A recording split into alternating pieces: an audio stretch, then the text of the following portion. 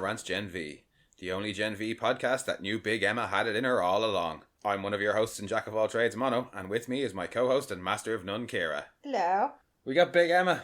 Big Emma. Well, I mean, we got Big Emma before, but we got Big Emma because of emotions. Which Yeah. I was like, yes, I knew it. Yeah. Finally, we actually got two finally moments in this episode. Yes. Because she did the thing that I said last week, which was just stop their heart in a fight. Yeah. It didn't work for her, but she tried.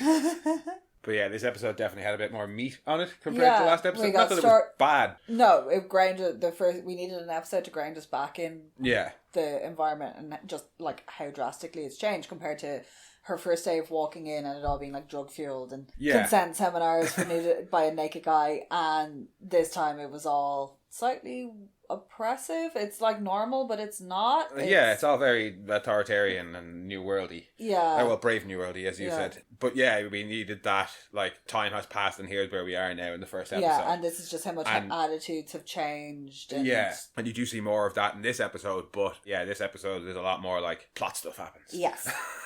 But we have same director as last week. Yep. Steve Boyum, and we have new writer for the season, but one we've had before, of Jessica Chow. Again, I'm still not sure, I apologise. She did Herogasm and the Tech Night episode of Gen V as well. Yeah. And I think did 2 episodes of season 4 of The Boys. So, more Boys alum, basically, writing for us, which I think is There's good. more crossover between... Exactly. Gen V was never going to be its own standalone show. It was always going to be linked more into it. Yeah, but it's a microcosm of the greater world. It's easier to contain when it's a college campus. Where in season 1 as well, I think we did see some more fresh blood on the writing and directing team. In order to there keep was still some crossover. coherent. I think there's a lot more crossover this season, and it makes sense because they are definitely going to be way more interlinked. But that's who we have as writing and directing, and then usual summary. Usual summary. Emma masterminds Marie's return to God U with some reluctant help from Jordan. Meanwhile, the campus erupts over the attack on Cate as Sam tries to find the perpetrators. And as Polarity starts to dig into Godolkin and Cipher, Cipher starts pushing his students to their limits. Yeah, we finally get some X-Men style shit. Yeah, we get some Danger Room shit. We wanted that last season. Yeah. It's fun, but we won't jump straight into that. But finally. Yeah. Actually, 3 finalies in this episode. 3 finalies.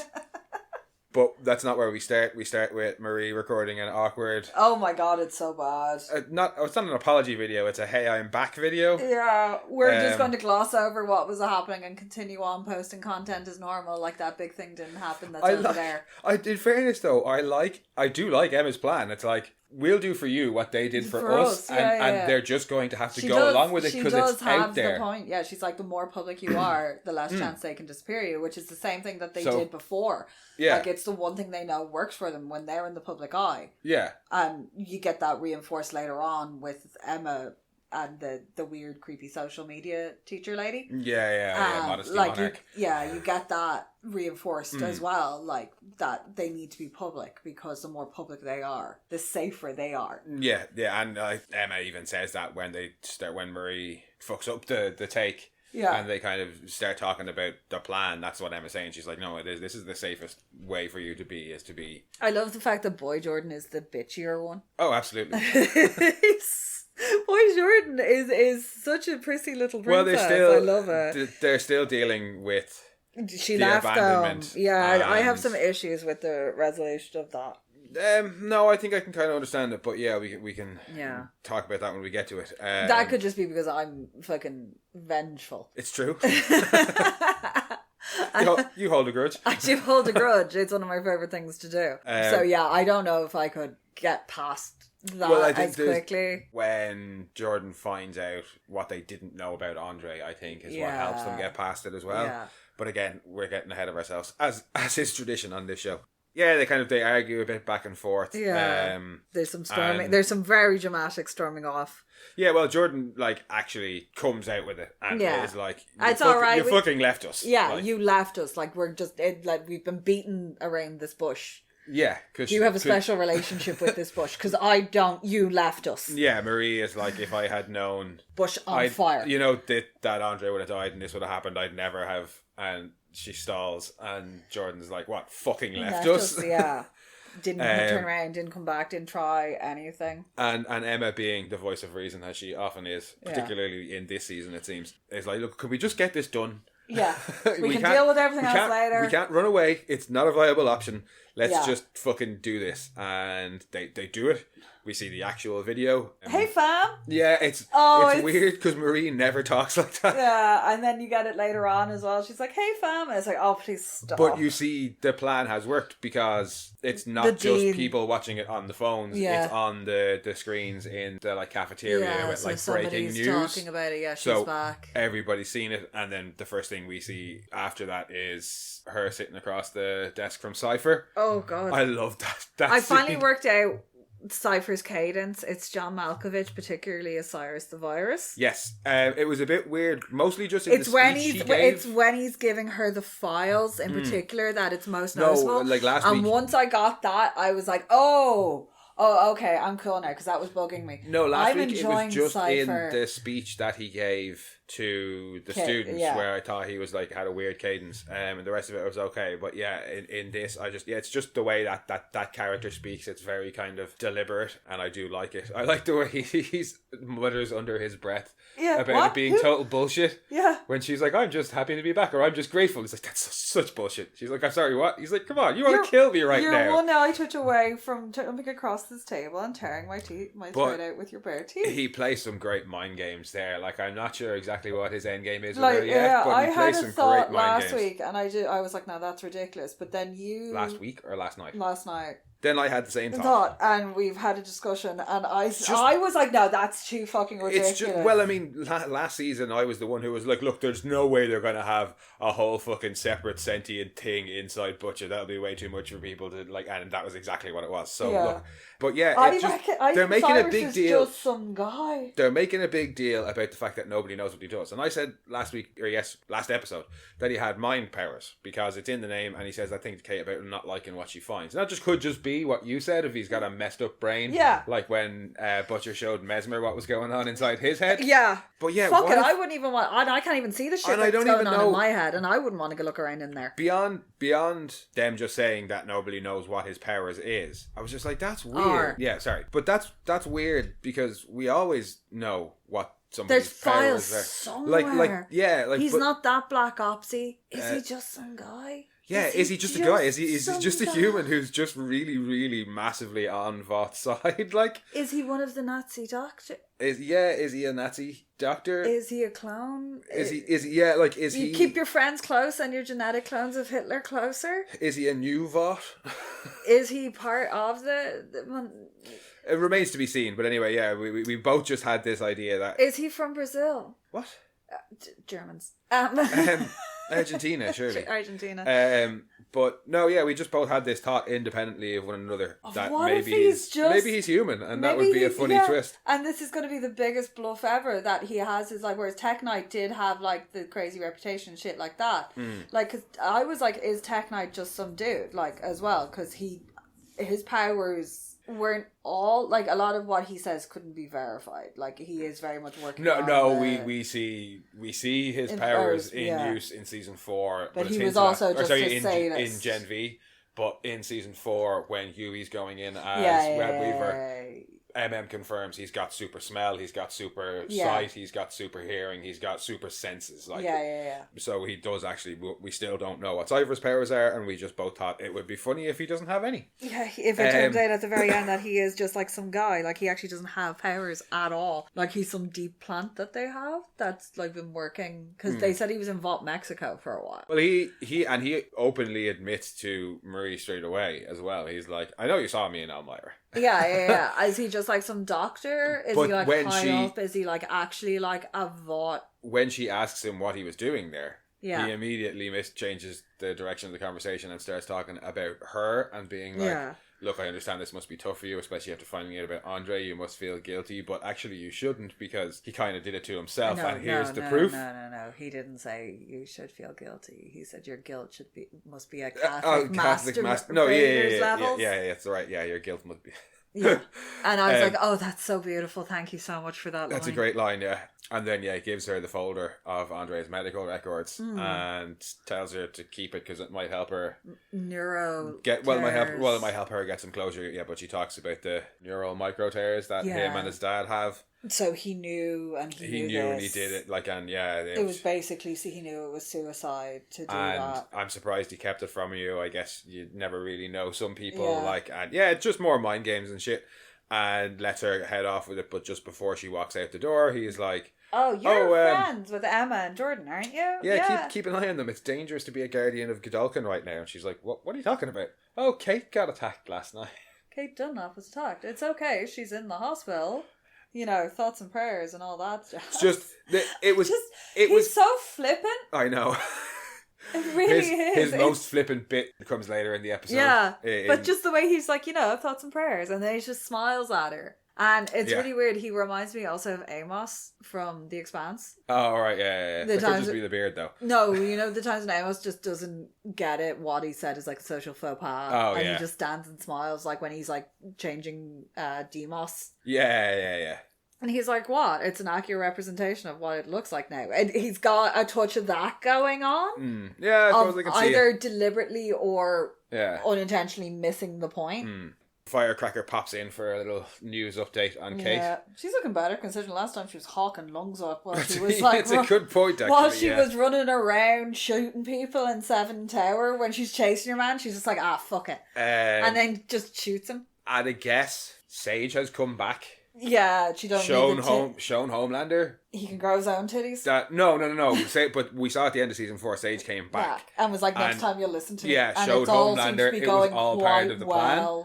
For her at the minute as well. I'd imagine Firecracker went, fuck, Sage is back. I guess these titties aren't going to be much use in controlling Homelander she's also in a position now where she's like, she took over. The VNN slot from Coleman. Yeah, so and the public like her. I mean, she got her ass kicked by fucking Starlight on national television. Yeah. So, yeah. But my favourite bit of her short little news story is when she addresses Homelander Cate. Homelander, Jesus, and I. Yeah. Homelander first, then Jesus. Then me. But yeah, that's on the cafeteria, Chivis, and the guys, Sam's watching it. Yeah. And Sam's starting to unravel a little bit. Yeah, we don't see any of it yet. But there's something going on. But they're just, he's watching the news about Cate, and the guys walk in and he sees them and he kind of stares at them, and the cogs are slowly turning in his head of, wait a second. Yeah, but Cate got them out, so like, why would they hurt her? We know you're, like, that's where he's going. He's like,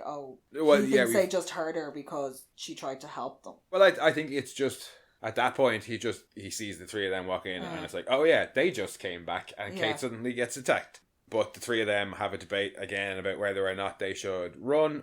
Emma suggests finishing the job. Yeah, Emma's like, don't think I'm horrible, because they're like, shit, Kate's in the hospital, like when she wakes up, she's going to tell them. Yeah, and not only is she going to tell them that they did it, but that Starlight. She's mad up with Starlight. Yeah, all that stuff. All that shit.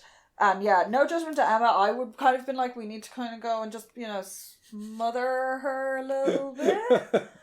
She's like, what? It's survival. Yeah, it's like it's nothing to be ashamed of.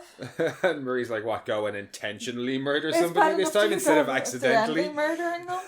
Go and do a murder for real on purpose. So I was like, fine, if we're not going to do that and we're staying here, we may as well at least look into the Odessa thing. Yeah. Jordan is not impressed Jordan's with the like, idea. are you guys fucking crazy? The vaguest mystery to ever mystery? And they turn and look at Maria and are like, tell her that she's crazy. And Marie's kind of got a bit of and it's like, oh great, you're both crazy. You're both crazy. I'm going over here. Bye-bye. Yeah, they split off from Emma and Marie, and that is actually where we should probably split off and divert, because all the characters kind of go... Yeah, they all go about their off in pairs for the rest of the episode. Yeah. We go with Emma first. Yeah, because Polarity. Polarity has... Yeah, Emma's visit has kind of given Polarity a kick up the pants. He's now the new Dean of Student Life? Dean of Marketing. He says it when they go to see the Rememberer later on. Yeah. Or a Professor of Marketing. He's marketing professor. Yeah. So Cipher's delighted. He's doing the whole big welcome speech. He's like, the only two candidates we had was like some guy who sold Votcoin. Yeah, complete sad listers. And another dude who possibly was co-running Nexium, which is that horrific cult. Yeah, that's right.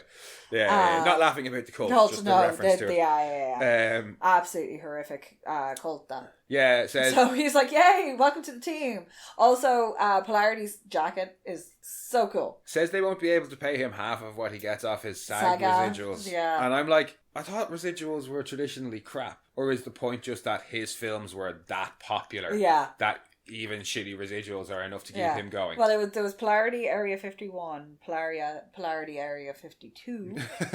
Yeah. And then there was a third one, but I think it had a stupid name in that like classic naming convention. It was like 51 Reborn or something probably. But yeah, he's signed up to be the professor, and the dean's like, we're going to do great things together. By the way, really sorry to hear about your son. That's a terrible condition you both have. Yeah. And Polarity's just kind of like, thank you. Yeah. And it's a tragedy. Cipher gives him the keys, and back in the cafeteria, Rufus is giving shit to a human. Yeah. Over a resist sign that's been stuck to a little coffee stand. And I'm like, in fairness, who was stupid enough to put that sign up? No, he walks up and he was like, this was up in like the Commons or something like that. But wherever it was, who was stupid enough to do it? Yeah, not the human. Rufus just brings it to the first human and is giving her serious grief, and Emma's like, hey, dickless.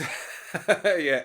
You don't have to be a dick just because you don't have one. And he's like, who said that? No, I have a dick. Is that why you sit down to pee? It's more comfortable that way. Fuck you, Emma. Fuck off.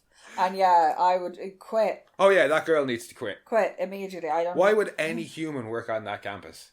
It doesn't matter how good they're paying. Fuck that. But yeah, Emma asked the girl if she's okay, and she's like, no. She's like, no, but clearly yes. No. I'm gonna go and cry in my car. Emma walks off and pops some pills. Yeah, it's like, it is. She's got a whole load of something that's like classic red and blue capsules. Sorry. Before she's popping pills, we skipped over class with Modesty Monarch. Oh Jesus! That comes before the Rufus bit. That comes before it. Yeah, Modesty Monarch, who started the trad suit movement. No, my favourite line, as good as the Catholic masturbator one line, was her viral video, "Soup in the streets, obedient in the sheets." I love my husband. I give him babies, and I look after the household. That's what she says. Yeah, that whole like. But at the same time, if you want to say no, and I mean this genuinely. If you want to stay at home and live that life, honestly, there are things about like the homesteader and parts of the trad wife lifestyle that are appealing to me, where it's like I can just stay at home and bake bread and shit like that. But I'm also incredibly fucking lazy, and that looks like a lot of hard work. So if you want to do that, fucking do it. Yeah, do whatever the fuck. Do whatever the fuck you want. That doesn't harm anybody else. It's like Jesus-y and you're preaching. And I'm sorry, but all these women who are like, I don't have a job and I don't have a form of income and this is what I do and I don't do anything without permission of my husband. Like, and there's a few big ones there. This is their job. This is their career. She's giving out about feminism in this and being like, it destroyed America or whatever. Feminism is what allows you to be in that position as a lecturer on a college campus. Oh, but she is stupid bitch. None of them actually stupid. Believe in any of their ideals. Yeah, because none of them actually believe in any of the ideals that they are spouting. Because if they did, they wouldn't have it on social media. Just climb down off the soapbox there. Yeah, sorry. It just pisses me off. No, like, rightly really so. But like, because there's other people who are like, we can live. We need to live this lifestyle, and it's not financially feasible for a lot of people. I'm getting down. Because she, even when she's giving her speech right there, she's like, you need to be able to like maximize your brand, whether that is fashion, faith, or sucking things up your asshole. Oh yeah, the black hole. Yeah, because I discovered that's his name. I like the look that Harper gives it. Harper is a horny bitch. Does Harper want to get sucked? Harper just was like, oh, she's very interested. She is very interested in that. Also, mind you, she was like self-filleting her own tail at one point. So only because that bitch Justine told her to. Yeah, but Harper was like, "Ooh, hello." Yeah, but your man's name is the Black Hole. Yeah. Oh my God! Thank God, Tech Knight never met him. No, but then, oh God. A whole Tech Knight could never fill. Oh, it's his dream. Oh my God, he should have met him as his like little fucking. Yeah, that would have been a good sidekick for him. But he's dead now. He is dead now. He got choked out by his butler. Yeah, no, her hypocrisy. That's what I was talking about. Yeah, after then she kind of gives the class their assignment. Yeah, she's like, we're gonna get you. She's like, we have one or two like people who have massive followings. Yeah, here, the rest were like guardians, macro influencers. but the rest are macro influencers. We're gonna help you all break the 1 million thing. What I want you by to going do, mega. Yeah, is post a video about Cate's thing that fits your brand. Yeah. And then she calls Emma aside and tells her Emma's like, I don't want to do that. I don't want to influence anybody. This isn't the class for me. Then she goes on this whole thing about, look, people need to hear hard news from sweet and loving, and I'll say it, fuckable superheroes. And then goes on about how she needs to use her powers to give boys erections that they will follow. Yeah, you need to you need to influence the men. Yeah, yeah. But yeah, she's totally telling Emma how to be manipulative. And like, use what you have, and it doesn't matter whether or not you believe in it. So like, yeah, there you go. These people are hypocritical. But it's after that, that she goes and confronts Rufus. Yeah. Then pops the pill, and Polarity comes up to her and is like, are you popping drugs? In the cafeteria? Union. And she's like, nobody uses language. No, it's in the Students' Union, because I was like, in fairness, mate, if you'd found out some of the things we did in our Student Union back in the day, you'd probably make your eyes fall out. That's where you go to do the drugs on campus. The Students' Union. And eat a roast chicken that somebody pulled out from a bag, because they always had a roast chicken. It's Student Union. You just don't question it. But Emma calls him up on his like outdated use of language, and I'm like, you're the one who said snogging last season. Yeah, that's not only outdated. It's like that's a word that was out of fashion before she was born. Yeah, and cross Atlantic. Yeah, I know, that was weird. Yeah. Anyway, Polarity tells her, he's like, look, you were right. Yeah, they go back up to the office to have a chat, and she's like, well, should I call you Professor Polarity? Or like, oh, what? And I thought I was going to get a fourth finally. Well, not finally. But his first name. I was like, what's his first name? Yeah. No, he's like, I don't give a fuck what you call me. He's like, no, what's your first name, dude? So yeah, Professor Polarity asks Emma about. He's like, you said Cipher was there at Almaria, didn't you? Yeah. She's like, yeah, no, I'm pretty sure he was. And he's like, that's all I need. I'm going to go kill Cipher, wreck the school, and then tear down 7 Tower. Yeah. She's like, let's take a beat. And she's like, fuck no. That's well, actually, no, sorry. Before that, I do quite like the bit where they're first in the office and he tells her that he tells Emma that he's on board, and she's like, oh, thank fuck, gives him a big hug and is like, it's so great to have an adult like on our side. Finally somebody older than us.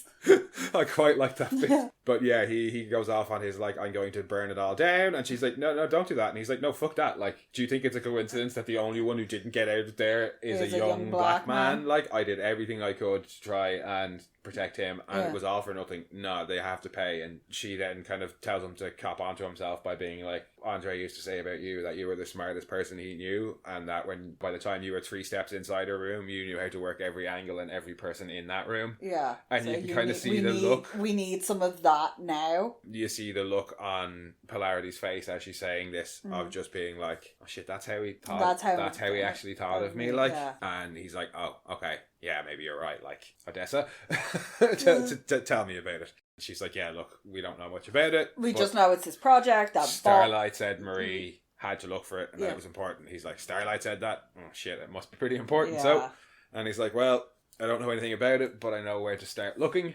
And she's like, you do? Yeah. So off they head to the archives to meet the wonderful Rememberer. I love the way this show and The Boys does side characters like this. He is fucking brilliant. He was giving me big perfectionist. Yeah. Oh yeah. But perfectionist. Just little shrill, darling. It was kind of funny. He's also kind of sassy old guy. Well, yeah, I was going to say, it was kind of funny when he was just like, oh yeah, it's the guy who's got memory powers working in the archives, and he's a low-list superhero, so the last time Cipher saw him, he kind of brushed him off, and Cipher doesn't remember, but this guy does. That was kind of funny, but then when Emma realises who he is... But Emma's also... Emma's rolling. She is sky high, which makes it even better, because it's so genuine. Because, just before they walk in, she so talks dramatic about what hands are weird. Hands are weird. And then she's like, and I like the fact that she's dancing in front of the clock. Yeah. Because she's like tick-tocking along to it, because that's how she finds the fan later on. Yeah. Is she's just getting, she's doing the tires thing from Spaced. Yeah, that's exactly where I was going. It's tires. She's doing the tires and just getting into the rhythm of any sound she hears around her. On it, that's, But then she hears the Rememberer being mentioned and spins around and is like, oh my god, I love you. And he's just so genuinely excited to meet a fan. Like, you're a fan. I watched all your shows. And like, yeah, they're going through all the bits. And like, what I love about it is it's nowhere with... It's not fake. No. Because normally when you have one of those scenes where it is like, we have to get in to get this file, but we have to get past the keeper of the files, you distract him. It's like you seduce him, or you tell him you're into the same thing as him. Or you torture him with a UV ray. In Brooklyn Nine-Nine, it's the scene with the birds. Yeah. In Stargate Atlantis, it's the Dungeons and Dragons. No, it's Warcraft. World of Warcraft. Bill. But they're always faking it. Yeah. They're always faking the romantic interest. Where she's faking the interest like, in the thing. Oh my God. She loves it, and it just makes it such a good twist on that scene. And she's so genuine and high off her fucking never face. Forget That bit. Just when he gives her the because he's writing a reboot, and she opens it and then she starts sniffing the pages. The two of them are great, but Emma's performance in this episode when she's high is so funny. And he's like, "Oh, I wouldn't normally," because it had the way he does special clearance on the little like retractable lanyard. Yeah. Oh, it's like, oh, you're a bitch. But obviously, you're the best type of bitch. You're the mean gay. Come sit next to me. The second that, no. Oh yeah, genuinely, you come sit next to me. But the second that Emma realized that he was the Rememberer, and I knew that was where the scene was going, I knew immediately. Oh yeah, it's going to be what convinces them to let him in. But the journey to get there was so much fun. I don't care that it was a predictable outcome. It really was. It was a great scene. So yeah, he lets them in. He's like, right, don't touch anything. And he's all proud of himself. Brings them down to the room that has all the Thomas Godolphin files and says, look, I'll be right outside. Yeah. And in another little bit of foreshadowing, Emma's like, it's all echoey in here. Yeah. Echo! It's like, oh, it's going to be a long day. Yeah, they start. Like, Cipher's or Polarity's just like, look at all this shit. And also, she's not going to be any help. No. Well, she's going to be a hindrance. But as we discover... Yeah, she's probably going to be chewing on the files.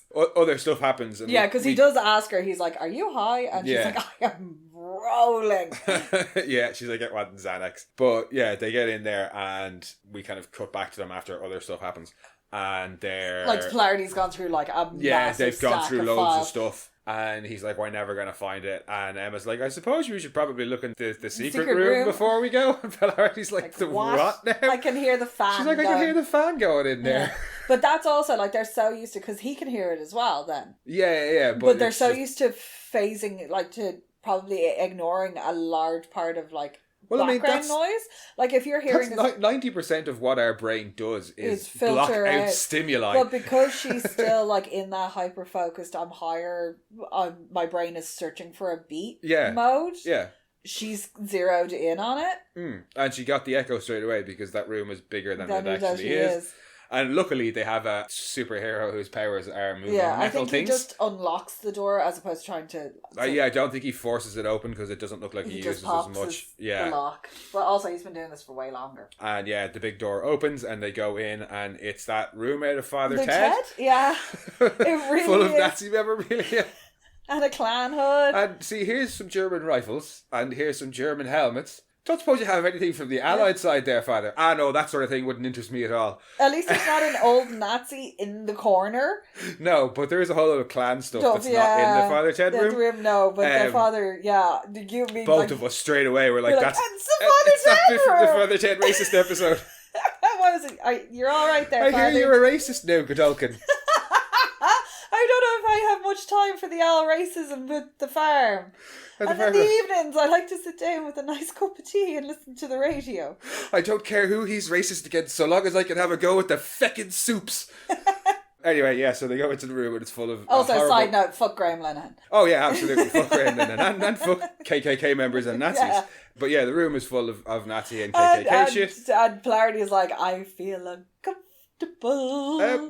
You fucking would. Jesus Christ. Also so when they said that Godolphin was Vought's right-hand man, they really meant it. Did, yeah. Extended right-hand man. Why do they never go for all the fun occult shit? This isn't the show for occult shit. Yeah, we don't need, we've got superpowers, we don't need supernatural stuff powers, as well. Yeah. That's more Justice League Dark. Yeah, exactly. I don't think we have just Gen V Dark. No, and they have They have a few, like, in the comics, they have a few... that are pastiches of the magic characters, but they're just not. Still V-powered. Yeah. But guess what else the secret room has? Apart from all the scary shit. Files on Odessa. Woohoo! And Odessa just seems to be a whole lot of... Right? Dead kind of babies? So yeah, Emma says that Odessa, she finds the Odessa files and it's a whole load of birth certs. Well, I love the fact she finds the files and she shuts the drawer. Yeah. And is like, oh no! And then she looks at it again. Yeah. Looks at it and says, yeah, it's a whole load of birth certs. At least There's moves. a whole load of dead babies. At least she goes out of the room of all the gear.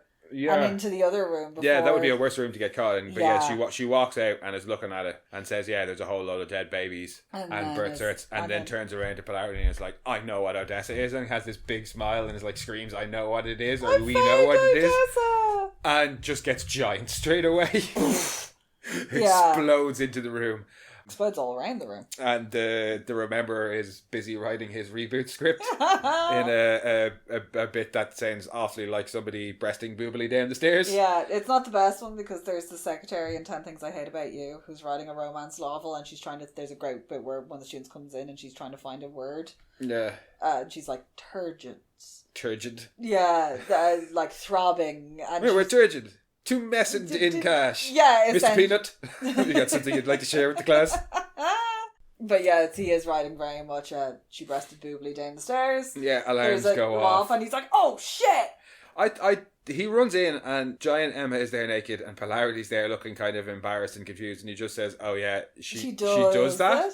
I thought they would have gone for it's the professor and the TA having an affair kind of gag. But no, it's just, she does that. And the Rememberer just leaves embarrassedly. He's like, oh, good God. Well, there's a naked student. Yeah. He shouldn't even be in here. Yeah. She's just gotten... Okay, fair enough. Because they have, like, he's got it. They deal with... He's like, it's a TA. I'm sure she's not the only TA. I'm sure there was, like, probably Betsy, like, if she had ever been a TA, wouldn't have been allowed anywhere near the archives. But he runs off and... Yeah, because Polarity's gotten out and shut the big door. Emma's like, this is great. And also, you don't know how big of a thing this is to Polarity. I can't remember exactly what she says, but like, this I got big all I got big all my own. This is a big deal. And then she starts like playing with her boobs in excitement. Yeah. It's just so funny. In fairness, it is like when you do that, it is kind of natural to be like, boop, boop, boop, boop. And because you do kind of go, cleavage, no cleavage, cleavage, no cleavage. You're never bored when you have boobs. Yeah. Basically. It's also, fun stress relief. Comfort, hold. Well, boobs are the source of healing later on in this episode. They are. That's because boobs make the world go around and we need to appreciate boobies more. Before we get to the healing boobs, Emma runs titties. Emma it's runs like that off. law in Liverpool where you're not allowed to be topless because nipples scare horses. Horses? No, that was something like somebody's youth pastor told them and then there's a video of the girl flashing the horses and they run away and it's like, oh, proven. Anyway, Emma takes the files and runs off to try and find Jordan and Marie. She gets a remember Yeah, she gets to remember her hoodie. She exploded out of the clothes she was wearing. She really did, yeah. Is she ever in her own clothes? Huh? I don't think she's ever in her own clothes for any of this. No, she spends about as much time with other people's clothes as Huey does covered in other people's blood. Yeah. But yeah, she runs off to find them, but before she finds them, she runs into Sam. Yeah. Who has been on a little journey because after he watches the news report, he goes to see Cate in the hospital. Yeah. And is told he's not let in there, and the first thing he says is, Dean Cipher says I can be here. And they're like, oh, Greg. And he... genuinely goes up to Cate and is like, he asks who did it to them and where was she found kind of thing. And then he goes up to her and is quite genuine. That's when the nurses are like, oh, somewhere in Jersey, a place called Weehawken. Yeah. And he's just like, Weehawken? Okay. Yeah. And then sits down beside Cate and is like, look, Cate, I'm here. You're not alone. Yeah. There's somebody with you. And one of the nurses is like fixing her IV and she grabs her hand. And also we got Clarity. She has a stump and that is prosthetic. Yes, yeah, she has a prosthetic. She has a prosthetic because you can see where the attachment is because where there's always a piece that's drilled into the bone for anchor. But yeah, Cate grabs the nurse's hand and speaks through her. And then her eyes go like completely black. What is it she says first? They left me to die. Oh, I can't believe they left me to die. Emma, help me. Her eyes start to bleed, and then I think because I think Cate funnels all of her rage into this poor nurse. She seems to address Sam through the nurse first. She says they left me to die. It seems to be like to him. Yeah. But then it's like she just it's all the goes anger. Back, goes, well, no, but then it's like she goes back to the moment as if she's in the moment and is saying, Emma, help me, Emma, help me. Yeah. And then, it's almost like if all of her rage over that goes into the nurse, and the nurse just freaks out and attacks the other nurse behind her. And 2 orderlies and the doctor run in as Sam kind of backs up, and we don't see what else happens in there. Yeah. Until later on. Sam, in the meantime, goes back to the Gamma... Epsilon, the butt stuff Delta. house. We're going to call it the butt stuff house. The frat house. The butt stuff frat house, where Deep is inducting some new pledges. Talking about the... so we get the Deep in his hood being all dramatic, and they're doing talking about the grace and dignity and racism of the role of they that were house. founded, because this is before the big reveal of the Nazi room. Yeah. And you have them talking about these white men. Oh, of course, because the house was founded by Godolphin, wasn't it? Did they say that? Yeah. Sorry. So founded in 1818 by a group of Mississippi white men, and who didn't want the encroaching north. Yeah, and there's for no other reason. There's a black man looking very nervous standing next to him, and I would be too if it was white men from Mississippi. But he's not a pledge. He's already in the house. Yeah, but it doesn't mean just because you're welcome doesn't mean that they like you. Yeah, just because you're welcome doesn't mean you're welcome. Yeah, the Mormons know that. They didn't let black people in until the 1970s, and even then, because they view all black people as having the mark of Cain. Lovely. Yeah, that's the mark of Cain. Is their skin is cursed. Lovely. Can you stop bringing up this shit? The more you know. And so there is obviously the whole we don't talk about that and to uphold their values, and then of dignity, honor, and loyalty. So bend over and take this big wooden dildo up the butt. And they take your pants. They take your pants off. Yeah. And then walks out of the room and is like still got it. I still got it. Here, Dickless, wash this. We doesn't call him Dickless then. He just says it to it, gives him the thing and says, "Here, go wash this." And then sees Sam Sam is tweaking out in the corner. It goes over and tells him he's harshing the buzz. Yeah. And your vibes aren't cool, and he's man. like, "Oh, tell me Homelander's found the guy who's..." What's have you found them yet? And he's like, "Found who?" And he's like, "The people who attacked Cate. Homelander's looking for them, right?" He's like, "Oh, yeah, totally. Calm down. We're all over that. Don't worry about it, 100%. I love the Deep bullshitting his way out of stuff. Oh, yeah. And then immediately trying to get away, because that's when he's like, "Hey, Dickless, don't use bleach." Yeah, because that's wood, dude. You're going to... Ew. Not body safe. But yeah, I like how he's just Dickless now. Yeah, hey, Dickless. And then he sees your man, and he's like, "Hey," because they just call him in the credits. They just call him Lordy Bro, and he's like, "Hey, you were with Emma the other night," and he was like, "No, I wasn't, man. She ghosted me," and his mate is like, "Ghosted you? She used my fucking phone to take a $90 Uber to fucking Weehawken, wherever the fuck that is," and he's like, Sam's like, "What? Hang on, what Emma? Did you say Emma Meyer?" Yeah. And the dude's like, "Whoa, chill, yeah, I did." And Sam runs off and then runs into Emma. Yeah. Emma's on her way to try and find the guys and literally runs straight into Sam and is like, "Oh shit, sorry." Bounces off him. And realises it's Sam and is like, "Oh fuck." Sam's like, "Well, Weehawken ain't some suburb like we thought it was." I didn't think it was a suburb. I assumed it was somewhere big because... That's Weehawken, it's a little township. That's Manhattan. Yeah, no, it's literally across the river. Purely by the fact that I had heard of it before this show, I assumed it was a big enough place. Do you know how we know it? It's because it's on all the GTA maps for Liberty City. It's not called Weehawken. Weehawken, no, but that is basically what it is. But yeah, Sam's like, how could you do it? Yeah. Cate was your friend. How could you attack her like this? And he gets some harsh truths. She was like, well, he's like, but she was my only friend, and she worked so hard to get you out of Elmira. And Emma's like, no, fuck that. She's the reason we were in there. Yeah, she's brainwashed you. She did all this stuff to us. She brainwashed you like she brainwashed your brother, and she's completely fucked you up. And no, well, she does deny it as well. Yeah, she's like, I had nothing to do with that, but also, she's not your friend. She did all this stuff to us. She's done this stuff to your brother. Yeah. She's done this stuff to you. She is not your friend. And sooner or later, you're going to have to face up to what you've done.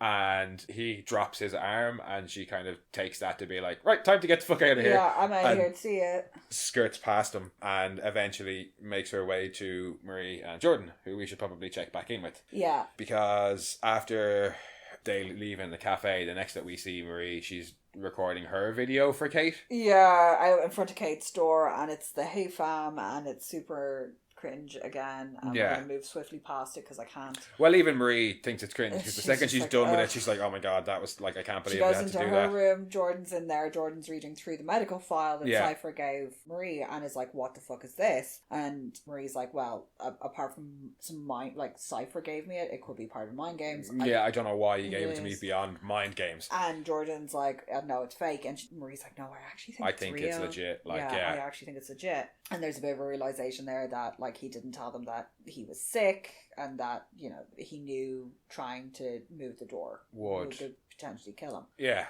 Marie's kind of like, why the hell would he have done it? And Jordan's like, no, you don't get to be angry with him. Yeah. But they're interrupted by Student Life Stacy. Singer Stacy, who decides to throw up some honey. Oh God, no.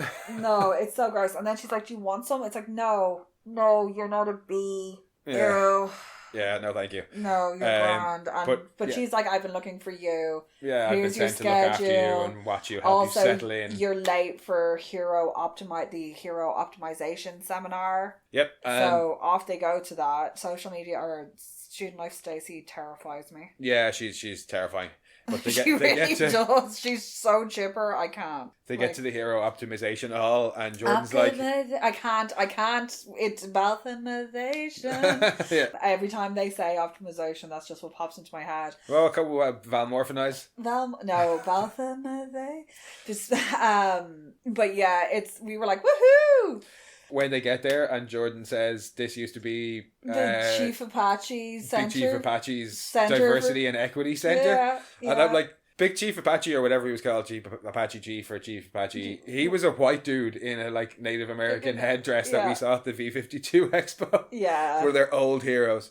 But yeah, they've cleared out the Diversity and Equity Center to make put a danger room. A danger room. Well, it's just a big room where they're going to have the shit beaten out of them. They've just cleared it out, yeah. But Cipher shows up and says, look, I've gathered some of you here because you represent the kind of stronger powered students. Yeah. And I want to see just how strong you are and what you know about your powers. And he's like, for instance, Marie, what are your powers? And she's like, I control blood. I can sense it. And he's like, cool. Which part? The hemoglobin, white blood cell, red blood cell, like what part of the blood how does it work? Yeah, what part are you focusing in on? Like, you need to know these things. Then turns to Jordan with the great line of, and what about you? Do you know how you change from one gender to another beyond I clench my butthole and it just happens? No, I pucker. I pucker my butthole and it happens. And Jordan's like, hey, fuck you, which you know is exactly how they do it. But he's like, yeah, you know what your powers are, but you don't know how they work. And Jordan's kind of like, well, all right, so if we figure out how they work, what then? He's like, well, then you level up in the rankings. And I can't stress how important they are. And then he tells them the object of today's exercise is to push the button behind you. All you have to do is push the button. Yeah, but you have to get through Vicor. Yay!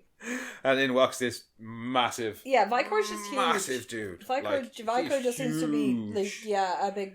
your one's like, I saw you in Vicor. Lisa. Yeah. Oh, God, love her. How did you think that was going to go? It got like a 4% you've just been told you have to push the button, but get through this guy. Yeah, and the first thing you tell him is, you were in that incredibly shit movie. Yeah, let's enrage him. But surprisingly, it's not her he goes for, it's the guy who laughs. Yeah. Yeah, because it's like, well, at least you know who I am. Yeah. And he's like, oh my god, at 4%, and he gets clonked into the wall. He's a very, very good fighter. He's got incredible awareness of everything that's going on around him, because when there's like the guys are trying to run, when he hits your man with the fucking plate weight. Yeah.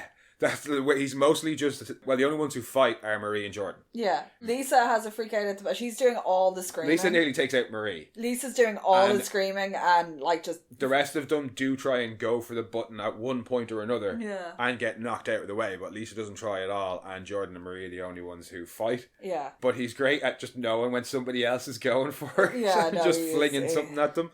But I really, I love when Jordan fights. Just the constant switching at the right moments to be able to use the power blast, and then switching back to be able to and the noise, to defend, and it's just, I love the way it's Jordan done. It can take some fucking massive hits too. Is it Coy the stunt director on this as well? Yeah. More props to him, because just how those fights are. This really fight in particular. He just got the Emmy anyway for season 4, which I'd imagine if it's not Coy who's doing it, then in that team. Whoever is doing it, fantastic job. That fight scene was so well done. Because that's the thing I like, is Jordan can actually fight. Oh yeah, Jordan really knows how to fight. You see that in some of them. Marie can fight. Starlight can fight. There's ones that have trained in things besides their powers, or have trained alongside using their powers, but they can throw a punch. They can do this normal stuff. Yeah. As opposed to Homelander, who was just used to blasting his way around the place. Just lasers everything. Yeah, he lasers everything. So you take that out of him, he can't fight. Yeah, and we saw that versus when he was against Soldier Boy and Butcher. Yeah, so again, Marie and Jordan also to prove themselves. Yeah. Jordan doesn't have a big flashy power. Yeah, so she had to be the best. They had to prove that they had to be the best to get around. The fact that they have nothing about them is appealing to the vault market. Yeah, exactly. That's what they were like, I have to be the best in order to stay anywhere high in the rankings. Marie trained in Red River to make sure she got into Godolphin. Yeah. And he trained to make sure her mom was happy. Yeah. But they did all train. Yeah. And yeah, you see it in this, but we also get our second finally moment of the episode when at various points Marie and Jordan are kind of saving each other. At one point, Marie is like, I'm guessing she's been holding back on it because she says, oh, fuck it. Yeah. So did she only uses that when she's actually intending to kill people, I'm guessing? Yeah. Because maybe that's why she didn't use it on Dognut. She didn't want to have to kill him. Yeah. She just wanted to get away. But she decides at this point, anyway, right, I'm going to stop his heart. And I was like, yay, finally, she's doing the thing. It doesn't work because fucking hell, Vicor just starts pounding his fist into his chest and restarts his heart. Yeah, he does a crank on it. Yeah, basically. He's like, fuck you. And I was like, just pinch his carotid artery. Well, yeah, I assume she'll get better at that kind of thing. Because we saw in the trailer, we see her levitate somebody. Yeah. So she gets better. Which I was like, just pick him up! But yeah, he gets up. Because she has tried the blood lasso. And strangles him out a little bit, but he uses it to like swing her, pull her towards, which is what happens anytime she's used Sam it. Did it to her twice. Yeah. Because she has to maintain contact on it to keep it functional. Yeah. It's kind of like the Green Lantern constructs. You're getting a little bit beyond yourself. It doesn't need to be that difficult. Well, scale it back. Yeah, we've seen you use them as like little small blades loads of times. Why would you use so much of your own blood when you could just... And if you can... It's like, you ever seen, the people who are really good at throwing playing cards and can like... But if she can control her blood knives in the air, why does she have to make a big lasso that comes out of her hand that can then be used against her to throw her around the place when she could just... Use little tiny droplets and just speed and she can meteorite them through people. If she wants to choke somebody out... Just send out a blood lasso that's not attached to her and then get it to constrict around their neck. Anyway, or if they've she's getting better on themselves, just because she nearly ripped your man's that last arm week. Off with that. Use it, if somebody's got blood in their face, just manipulate the blood that's around them. You have to pull it out. You just got to force it back. That was in anger as well, though. But yeah, so her powers are more reactionary, but she is getting better at them. But she's still stuck in the whole I need the blood to be out of the person. Yeah, she hasn't quite gotten to the I can just manipulate the blood inside them. Yeah. But she nearly stops his heart. It doesn't work. He comes over and starts choking her out. Skeletons out because, when you if that's her blood, if she controls all things to do with blood, and blood is manufactured within the bone marrow. I'm guessing she could just pull all the blood out of somebody. Yeah, I mean, it's kind of what she does to her dad. Yeah, or to her mom. She explodes her. That's what kills her dad. Yeah. But anyway, we're getting bogged down. He chokes her out, and as he's choking her out, Jordan takes the opportunity to push the alarm. I love the smile, and he's like, "Good girl." Yeah, I like the smile. He's like, "Yeah, the objective wasn't to save your friends, it's to push the button," and he drops it straight away. Yeah. And his little parting gesture. Yeah, because Cipher comes back out and is like, right, well done. He's just writing on a notepad. Some of you did well, and Lisa, you're being transferred to performing arts. That's so flippant. Off you go, Lisa. Jordan's like, his spine is crushed. He'll heal. Like, what the fuck? He's like, yeah, he'll heal, probably. I'm not here to baby you here. Yeah. I'm here to usher you into the new... As he's saying all this, Vicor walks out, turns around and jerks off the end of his hammer. I hope we get to see more of him. But yeah, no, you're right. Cipher then starts giving them a little bit of a speech about how, look, we're going to level you up and you are here to be soldiers, not to be fucking babied. Yeah. You are going to be soldiers and you are going to fight. Same time next week. Yeah, so same time next week. See ya. Ta-ra. Marie and Jordan head off back to the apartment, and that's where the boobs start the healing, because all it takes is for Marie to take off the top and Jordan to get one look at sweet, sweet boobs and be like, I'm ready for healing. Yes. Delightful healing. No, they do have a chat, and Yeah. it's very heartfelt about Andre, like, and them basically coming to terms with, like, no matter what, they couldn't have done anything. He knew and I think that he was sick. I think that's and where the it's change... very fitting to Andre to go out saving his friends. Or attempting to, at the very least. Yeah, but doing what he thought was right and not giving up. Yeah, and I think that's what allows Yeah. Jordan to get over it, because until this episode, Jordan just thought Andre died for no reason. For no reason, for escaping and trying to be like Marie, and he Yeah. wasn't able to be. Whereas Like, he wasn't strong enough, now she knows, that attempt was always going to kill him, and he knew that attempt could very likely kill him. That I can't hold that against Marie, you know. Marie also says, I should never have left you. It was a terrible mistake, and admits her wrong behaviour. Yeah. And they make up. We get a lovely little story. Anecdote about Andre trying to break a Guinness World Record for the most amount of cannabis consumed. Yeah. The record was 115,000 joints. That was of 2012. He is still alive. Well, hang on. When we were watching it first, she's like, oh yeah, it's 115,000 joints. It was one of the first medical marijuana recipients. And we were both me looked at each other and went, Bone Spur guy. I wonder if it's that bone spur guy that was on that episode of Penn and Teller's. Bullshit. Because that poor fucker, if you haven't seen... entertaining show, but there's an episode about marijuana where they're pointing specifically the legal benefits of medical marijuana. Well, it's about the hypocrisy around marijuana, and one of the guys, because they also interviewed that marvellous doctor on that as well. Yeah, they have this guy on who's been getting federal weed since the 70s because of a horribly rare bone cancer that he has, and he gets a half a pound of weed off the government every month. He is a high-powered stockbroker who smokes like 20 pure weed joints a day. He works on Wall Street. He worked at the time anyway. Yeah. He's probably, he probably in his 60s now, point. But he was a floor trader in Wall Street. Yeah, he was a full-on... And they went through how many he smoked a day, and heroic amounts, and this is the only way to describe it. His cancer in remission, because I think prior to this he had over 40 operations to remove bone spurs, because his bone, if I recall, there was a chance that they would slice through arteries, things with a lot of things. Medical marijuana is used for pain management. This is both. Nausea management. This actually works to stem the growth of his disease. It stops. He came across it initially. It was for the pain relief of it. He was he's very open about. He tried it in college. Yeah. He had to be homeschooled because of the pain. He said, "Fuck it, I'm not going to let this control my life." He actually went to university, which huge for somebody living in chronic pain, and had a hit off a joint and realized a half an hour later that he wasn't in pain. And he actually did. He was trying to go about it legally before he became a recipient. I'd just like to point out. No, hang on. He approached all. That must have been some good weed. Yeah, dude had been in pain for all his life, smokes a joint, and it takes him half an hour to realise he's not in pain anymore. He was in the couch. That was some good weed. But yes, gentleman's name is Irvin Rosenfeld, and he is in fact the person they are talking about here. He is the Guinness World Record holder for the most weed ever smoked. One of my favourite pictures of him is him outside the White House with his federal exemption, and a big fat duvet. Yeah, no, he's a cool guy. he's an awesome guy.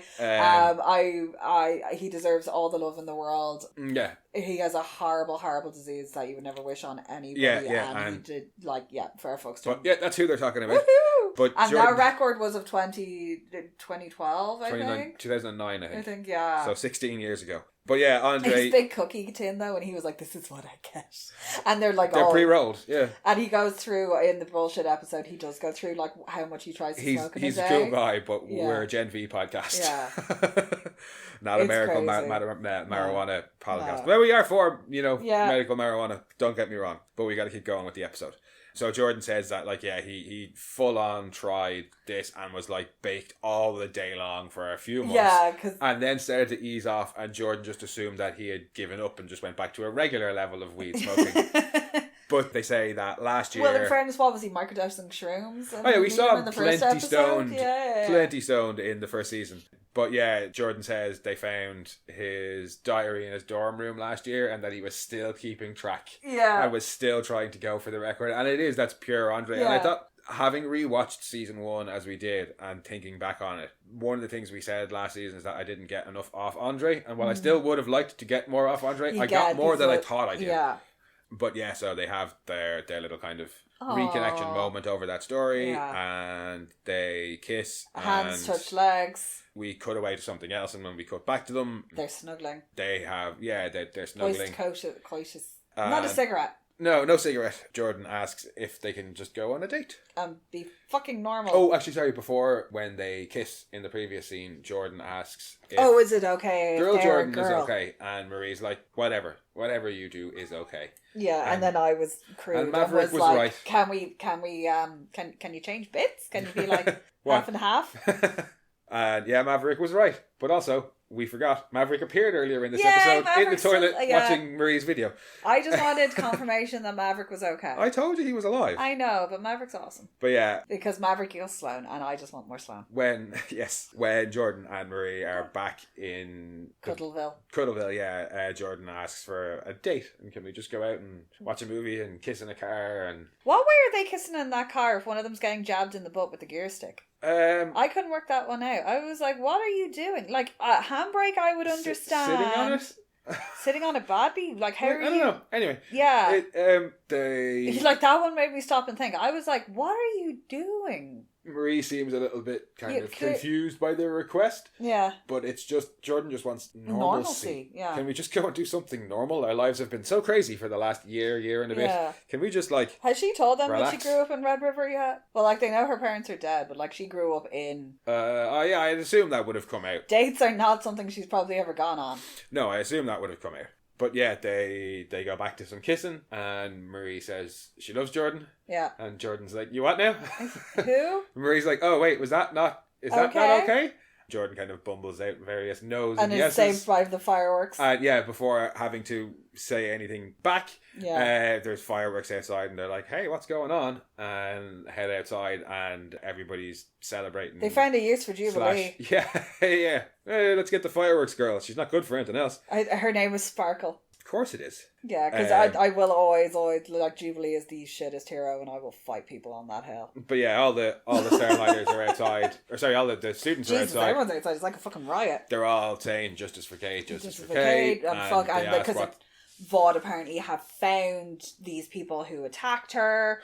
Before they even cut to the news thing, I was like... It's the Starlight. I was like, don't be those Starlighters that fucking Marie saved. And then they cut to the news, and it's Dognot. And I was like, oh, it's going to be those guys. And it's at least that guy anyway. Yeah. Daniel, was it? Yeah, he's like, he's dead. Yeah, but Dognot's like, he reached for what I assumed was a weapon, so I took it. I was legally entitled to defend myself. Yeah, I killed him, and justice is served. Yeah, so and there's a big, like, fuck the humans chant going on, and it's all getting a little bit scary. Marie is like, shit, scary. I knew that guy. Like, he bought me a Brave Maeve bar, and now he's dead. They have a whole discussion over whether or not doing anything is the right thing to do, because they didn't do anything. Jordan says, no, look, it's not your fault, you didn't do anything. And she's like, that's it. That's exactly it. We didn't do anything. And this still happened. And Emma then it interrupts. Emma reappears, running up with like her little legs and a file folder, and is like, I found Odessa. And I'm like, not the place to be having this conversation. Yeah. You go inside. Well, at least it's loud, so nobody's listening to them. But yeah, she's like, I know what Odessa is, and gives the file over to Marie. Marie looks at it and looks very, very shocked, and Jordan is kind of like, can I be filled in here, please? And you were also shouting at the screen going, if you fucking end, because you thought the episode I thought the episode was going to end without them saying what it actually was. Really mad. I was going to be so mad if they just ended it there, but no, she says, it's you. You're Odessa. And it's her birth certificate. It's her birth certificate. So, what does that mean? I don't know, but I reckon it's something to do with her blood powers. If Odessa, if first time we saw Odessa was to do with Project Homelander. Yeah.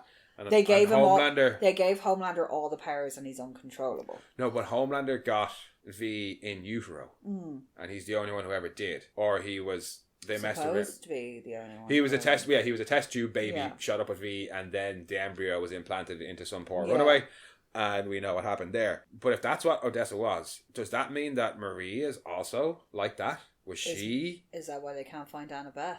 Well, nothing to do with Annabeth for the minute. No, but she was an IVF baby. Yes. And it was done through a vault facility, because God knows how many of them. It was probably like the superhero package. And that's how many other Odessas are out there? How many other kids are in that file? No, because she said it's mostly death certificates. Is what she said. It's mostly dead babies. So if Odessa was Homelander, original Odessa or whatever was creating Homelander, was she also another embryo that was given V and then I don't know, implanted into her mom? Yeah, no, I'm just wondering, is that what it is? Is she also a natural born soup in the same way that, well, not natural born, but that does then raise, if it was successful and she was carried to term, would they, you know, if she is an IVF baby and then when they went to have a second child, did they do the same thing again? Is that why she can't find Annabeth? Because Annabeth's not out in... Is also a superhero. Vod has her. I don't know, maybe, but it would done explain the opposite to her. Is she their good little soldier? It would explain though why the Robin gets kidnapped by the Joker. Yeah, no, but Homelander killed the woman who was carrying him. Yeah, he was strong enough to survive. I'm guessing that nearly every other person they tried it with, the superpowered baby, killed the mother in the womb and then wasn't able to survive. Marie's powers are with blood, so even if she did do something in the womb, she might have been able to save her. There might have been like a more of a symbiotic relationship because she's got blood powers. Also didn't manifest. Oh, of course, yeah, they didn't manifest until later. Which may have been strategic. We make them female, we link it to a rise to puberty in like estrogen, progesterone. We link it to a rise in a specific hormone that triggers it. Not testosterone, because it tends to make them more aggressive. Hopefully we'll get more answers next episode. Yeah. Because all that happens after that is Cate wakes up. She wakes up in a room still with dead bodies in it. Yeah, I thought that was weird, but it all seems to be for a purpose. Yeah, I'm guessing it was done on purpose, but we only see the nurse that got killed and the doctor that rushed in. We don't see any other bodies. Plenty of other blood going on around there. There is plenty of other blood, but we definitely don't see the one who did the attacking. No, she's so not is she still out there? I don't know. But yeah, the door unlocks. Cipher walks in and looks at Cate and goes, "Well, what have you been up to? Or what have you gotten into?" Yeah, so like, or who have you gotten into? Mm-hmm. Or is she actually still in the nurse running around in another person's body? No, I think she's there, but is this what's in? I think her grasp on reality is slipping. So yeah, it'll also be very interesting to see what happens there. Kate's about to break. Sam's definitely about to break. And Cate won't be there to control Sam. When he breaks. No. So Sam's break is going to be horrific. The first puppet we see, we know what's happening. Well, he's definitely already talking to somebody because he was arguing with somebody when he was confronting Emma. Yeah, he points past her and says that's not coincidence. So is it Luke? I hope so. I hope it's Luke. I very much like to see Patrick Schwarzenegger back and Golden Boy back. Yeah. But we will have to wait until the next episode because that is it for episode 2. Justice Never Forgets. Justice Never Forgets. Ooh. He was great. I'm sorry. The Rememberer was great. No. Oh, he's such Emma. The Rememberer and Polarity were actually great in this episode. No, he was just sassy enough. He's king of his little kingdom. His little kingdom of files. You're in my domain. I'm Elliot. 2 E's, 2 L's, 2 T's. You get 2 of everything. Don't tell me 2 of one thing is too many and 2 of another thing isn't enough. Well, there's been definitely more than 2 Harvey Birdman references in this episode. Yeah. No, he is. I love him. I'm very interested in Cipher. Yeah, was just about to say. Cipher is just... I'm just having fun with Cipher. Yeah. I can't work out what you're doing. Who you are. I really want you to literally just... Or to just have a really mundane power, but be like really in, if we're like a little like lick ass. At the same time, if episode 2 has already told us what Odessa is, not in any great detail, is Odessa not going to be the big red herring that they think it's a red herring? Not necessarily a red herring, but a red herring for us as an audience, where we think that Odessa is going to be the big mystery of the season, but actually Cipher is going to be the big mystery of the season. We'll see. We've one more episode to go before we're on to weekly scheduling. Yay! So we will go and watch that and see if we get some more answers. No, I'm having huge fun with Cipher. He's weird. I just can't figure him out. No, and the only way we're going to is by watching more of it. So let's go do that. Okay. As ever, guys, thank you for joining us. We'll be back tomorrow with episode 3, hopefully. And in the meantime, if you want, you can head back and listen to our previous episodes or check out our other podcasts, Monorants. I was about to say Monorants the Boys. That's this podcast. Monorants at the Movies or Death Rants, a Metalocalypse podcast. And you can come and chat with us on Blue Sky at Monorants, on Twitter at RantsMono, on Instagram at Monorants_the_boys, or you can send your own rants to monorantspodcast@gmail.com. And we'll chat to y'all soon. Bye bye.